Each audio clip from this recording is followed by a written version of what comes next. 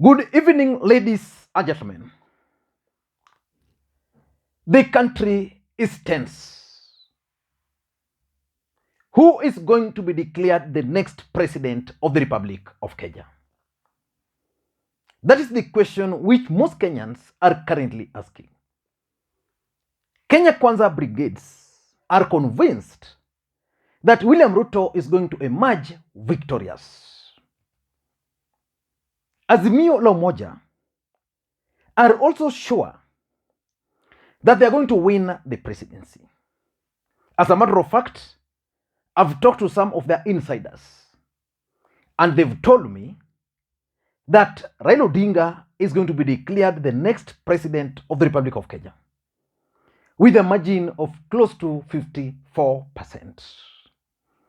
But who is going to win? If you go to Citizen TV today, Raila Odinga is ahead by close to 52%. If you go to NTV, William Ruto is ahead with close to 52%. And that's the confusion the country is finding itself in. The truth of the matter is that elections went on smoothly. Although personally I have my opinion on certain things which I can only speak about after the elections. But the elections went on smoothly. I can also say that the transmission of results also went on smoothly.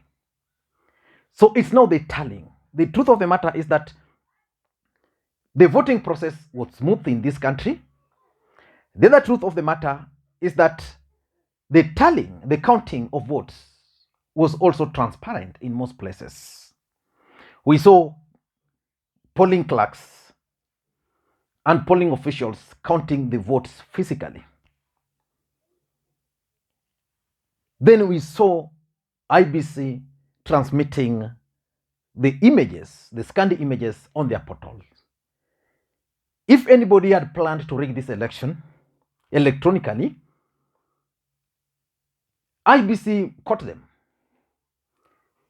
It's easier to manipulate alphanumeric, but it's not easy to change the images. And the mere fact that by now, almost over 98% of Form 34A are already in the system. It is my hope and prayer that we are going to hear from IBC soon. But for those who've been following all these happenings, yesterday when the results started streaming in, Kenya Kwanza brigades won on propaganda war. And Azimio la Umoja supporters were cornered. Kenya Kwanza, in their strategy, because it's Dennis Itumbi who started updating or uploading the results, and their strategy was clear. Dennis Itumbi started updating results from Rift Valley and Central Kenya.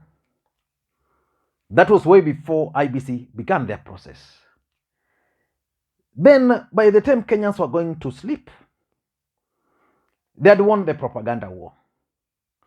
By early morning, they embarked on the second phase of propaganda, which also worked for them. And in that second phase of propaganda, they started showing how UDA was winning. That in Lang'ata, Nixon Korir had actually won. Then they also started that in Nairobi, Johnson Sakaja had won. That in Nyamira, UDA had taken a lead. And that in Homa Bay, Evans Kidero had won. So they began that propaganda. And Azimio supporters were like subdued. Then the moment of truth started coming in. Jalango, Felix Oduor, won in Lang'ata. Aisha Jumwa, number 3 in Kilifi, she was also projected to win. That's when Azimio started saying, okay, these things these guys are saying are not true. In fact, they had a list of 30 governors who had won. In that list, there was even the governor, there was Aisha Jumwa, there was the Kwale gubernatorial candidate UDA. I think she's doing well, but I don't think she might win. There was the Wajir governor, who is not even amongst the top 10. So when those truths started emerging, Azimio supporters then regained. Before we knew, results also started streaming in. And initially, NTV was showing Raila Odinga ahead. Citizen constantly showing Ruto nyuma. At some point, Citizen now started relaying their results fast and furious. And before UDA knew, they were now on the receiving end. They were worried that Raila Odinga was winning. And that time also, the Azimio brigades started encouraging themselves that it's a win, we are going to win this thing. The country is blue. So Kenyans are currently waiting to see who is going to win.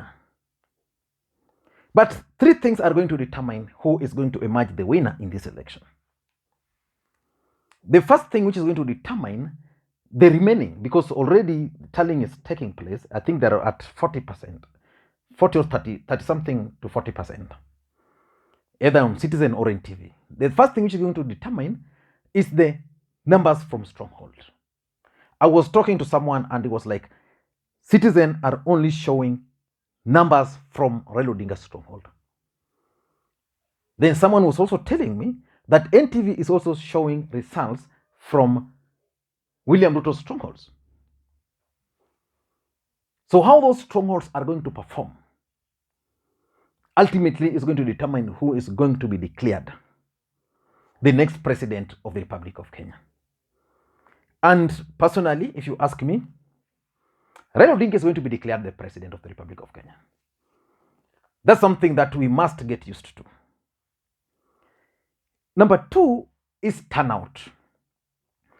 You know, yesterday I did a video here, and in that video I explained that Mount Kenya betrayed Ruto. And I saw many people, especially those who subscribe to Kenya Kwanza, were like, now say the truth. The truth of the matter is that Mount Kenya failed Ruto, just like Ukambani failed Azimio.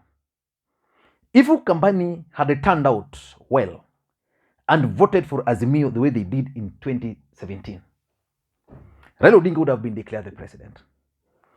If Mount Kenya had voted for Raila Odinga, let's say their target of 30 to 40, the game would have ended. But they failed Ruto because of turnout. There are instances where the turnout is 50% or 60%. And Raila Odinga, instead of getting his usual 2 or 1, is getting 70 something out of 300, while Ruto is getting 300. So if you can't see it like that, then you have a problem, which I'm not going to deal with. And then the third factor is going to be credibility of IEBC. Is IEBC going to be credible enough? If they're going to be credible, then the winner is going to be declared. Again, if they're not going to be credible, someone is going to go to court. And already for me, I'm seeing Kenya Kwanza are laying the trap or are already setting themselves up and preparing for petition. You can go to David Nd's page. You can go to Dennis Itumbi's latest update on their tallying center. What they are doing is that they are preparing for presidential petition. Personally, tomorrow, I think I'll be in Nairobi. I want to go to Bomas to witness Raila Odinga being declared the next president of the Republic of Kenya.